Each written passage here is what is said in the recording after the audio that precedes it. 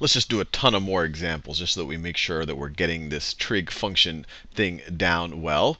So let's construct ourselves some right triangles. Let's construct ourselves some right triangles. And I want to be very clear. The way I've defined it so far, this will only work in right triangles. So if you're trying to find the trig functions of angles that aren't part of right triangles, we're going to see that we're going to have to construct right triangles. But let's just focus on the right triangles for now. So let's say that I have a triangle where, let's say this length down here is 7. And let's say the length of this side up here, let's say that that is 4. And let's figure out what the hypotenuse over here is going to be. So we know, let's call the hypotenuse h. We know that h squared is going to be equal to 7 squared plus 4 squared. We know that from the Pythagorean theorem, that the hypotenuse squared is equal to the square of each of the sum of the squares of the other two sides. H squared is equal to 7 squared plus 4 squared. So this is equal to 49 plus 16. 49 plus 16. Let's see, 49 plus 10 is 59.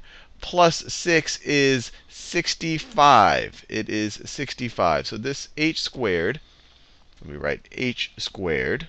It's a different shade of yellow. So we have h squared is equal to 65. Did I do that right? 49 plus 10 is 59, plus another 6 is 65. Or we could say that h is equal to, if we take the square root of both sides, square root of 65. And we really can't simplify this at all. This is 13.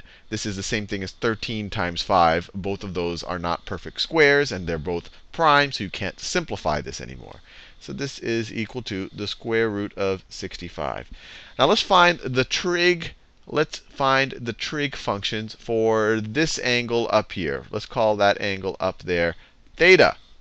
So whenever you do it, you always want to write down, at least for me it works out to write down, SOHCAHTOA. SOHCAHTOA.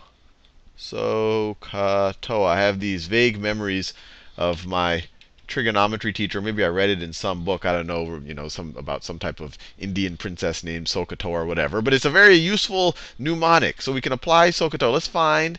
Let's say we wanted to find the cosine. We want to find the cosine of our angle. We want to find the cosine of our angle. You say SOHCAHTOA. So the ka tells us what to do with cosine. The ka part tells us that cosine is adjacent over hypotenuse. Cosine is equal to adjacent over hypotenuse. So let's look over here. To theta, what side is adjacent? Well, we know that the hypotenuse is this side over here. So it can't be that side. The only other side that's kind of adjacent to it, that isn't the hypotenuse, is this 4. So the adjacent side over here, that side it's literally right next to the angle. It's one of the sides that kind of forms the angle. It's 4 over the hypotenuse. The hypotenuse, we already know, is square root of 65. So it's 4 over the square root of 65. And sometimes people will want you to rationalize the denominator, which means they don't like to have an irrational number in the denominator, like the square root of 65.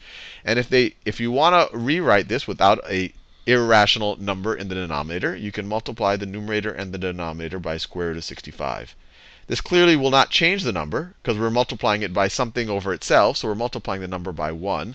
That won't change the number, but at least it gets rid of the irrational number in the denominator. So the numerator becomes 4 times the square root of 65. And the denominator, square root of 65 times square root of 65, is just going to be 65. We didn't get rid of the irrational number. It's still there, but it's now in the numerator. Now let's do the other trig functions, or at least the other core trig functions. We'll learn in the future that there's actually a ton of them, but they're all derived from these. So let's think about what the sine of theta is. Once again, go to SOHCAHTOA. The SO tells us what to do with sine. Sine is opposite over hypotenuse. Sine is equal to opposite over hypotenuse. Sine is opposite over hypotenuse. So for this angle, what side is opposite? Well, you just go opposite it, what it opens into. It's opposite the 7. So the opposite side is the 7. This is right here. That is the opposite side. And then the hypotenuse. It's opposite over hypotenuse. The hypotenuse is the square root of 65. Square root of 65. And once again, if we wanted to rationalize this, we could multiply it times the square root of 65 over the square root of 65. In the numerator, we'll get 7 square roots of 65. And in the denominator, we will get just 65 again. Now let's do tangent. Let us do tangent. So if I asked you the tangent of theta, once again, go back to SOHCAHTOA. The TOA part tells us what to do with tangent. It tells us that tangent is equal to opposite over adjacent, is equal to opposite over adjacent. So for this angle, what is opposite? We've already figured it out. It's 7. It opens into the 7. It's opposite the 7. So it's 7 over what side is adjacent? Well, this 4 is adjacent. This 4 is adjacent. So the adjacent side is 4. So it's 7 over 4. And we're done. We figured out all of the trig ratios for theta. Let's do another one. Let's do another one. I'll make it a little bit concrete. Because right now we've been saying, oh, what's tangent of x? What's tangent of theta? Let's make it a little bit more concrete. Let's say, let me draw another right triangle. Another right triangle here. Everything we're dealing with, these are going to be right triangles. Let's say the hypotenuse has length 4. Let's say that this side over here has length 2. And let's say that this length over here is going to be 2 times the square root of 3. We can verify that this works. If you have this side squared, so you have, let me write it down, 2 times the square root of 3 squared plus 2 squared is equal to what? This is going to be 4 times 3. 4 times 3 plus 4. And this is going to be equal to 12 plus 4 is equal to 16. And 16 is indeed 4 squared. So this does equal 4 squared. It does equal 4 squared. It satisfies the Pythagorean theorem. And if you remember some of your work from 30, 60, 90 triangles that you might have learned in geometry, you might recognize that this is a 30, 60, 90 triangle. This right here is our right angle. I should have drawn it from the get-go to show that this is a right triangle. This angle right over here is our 30-degree angle. And then this angle up here is a 60-degree angle. And it's a 30, 60, 90 because the side opposite the 30 degrees is half the hypotenuse. And then the side opposite the 60 degrees is a square root of 3 times the other side that's not the hypotenuse. So with that said, we're not going to, this isn't supposed to be a review of 30, 60, 90 triangles, although I just did it. Let's actually find the trig ratios for the different angles. So if I were to ask you, or if anyone were to ask you, what is the sine of 30 degrees? And remember, 30 degrees is one of the angles in this triangle, but it would apply whenever you have a 30-degree angle and you're dealing with a right triangle. We'll have broader definitions in the future. But if you say sine of 30 degrees, hey, this angle right over here is 30 degrees, so I can use this right triangle. And we just have to remember SOHCAHTOA. Let me rewrite it. SOHCAHTOA. Sine tells us, tells us what to do with sine. Sine is opposite over hypotenuse. Sine of 30 degrees is the opposite side. That is the opposite side, which is 2 over the hypotenuse. The hypotenuse here is 4. It is 2/4, which is the same thing as 1/2. Sine of 30 degrees, you'll see, is always going to be equal to 1/2.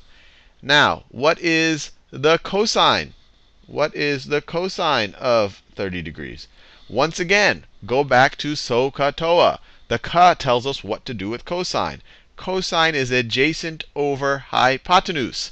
So if we're looking at the 30-degree angle, it's the adjacent. This right over here is adjacent. It's right next to it. It's not the hypotenuse. It's the adjacent over the hypotenuse. So it's 2 square roots of 3 adjacent over the hypotenuse, over 4.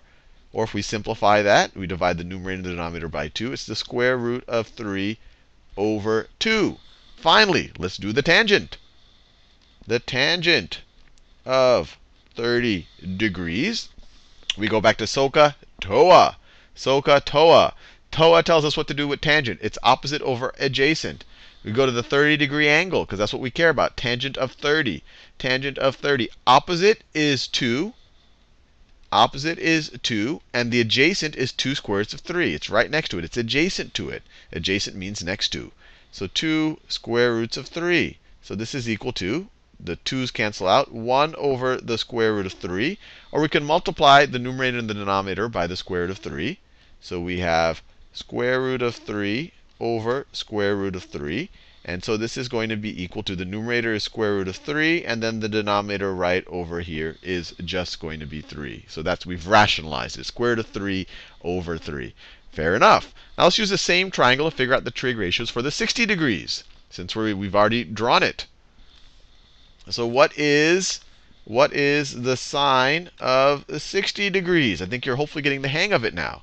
Sine is opposite over adjacent. So from the SOHCAHTOA, for the 60-degree angle, what side is opposite? Well, it opens out into the 2 square roots of 3. So the opposite side is 2 square roots of 3. And for the 60-degree angle, it's opposite over hypotenuse. Don't want to confuse you. So it's opposite over hypotenuse. So it's 2 square roots of 3 over 4. 4 is the hypotenuse. So it is equal to, this simplifies to square root of 3 over 2. What is the cosine of 60 degrees? Cosine of 60 degrees. So remember, SOHCAHTOA, cosine is adjacent over hypotenuse. Adjacent is the 2 side. It's right next to the 60-degree angle. So it's 2 over the hypotenuse, which is 4. So this is equal to 1/2. And then finally, what is the tangent? What is the tangent of 60 degrees? Well, tangent, SOHCAHTOA, tangent is opposite over adjacent. Opposite the 60 degrees is 2 square roots of 3. 2 square roots of 3. And adjacent to that is 2. Adjacent to 60 degrees is 2. So it's opposite over adjacent. 2 square roots of 3 over 2, which is just equal to the square root of 3. And I just want to, look how these are related. The sine of 30 degrees is the same thing as the cosine of 60 degrees. The cosine of 30 degrees is the same thing as the sine of 60 degrees.